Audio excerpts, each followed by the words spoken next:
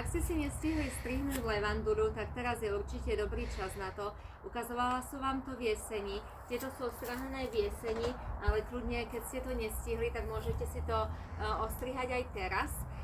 Minule som to strihala s nožnicami, je to trošku náročnejšie, tak teraz som sa rozhodla, že to urobím s takýmito nožnicami elektrickými. Je to výhodné v tom, že sú veľké, rýchlo to strihnete a ani sa pritom neunavíte. Takže poďme na to.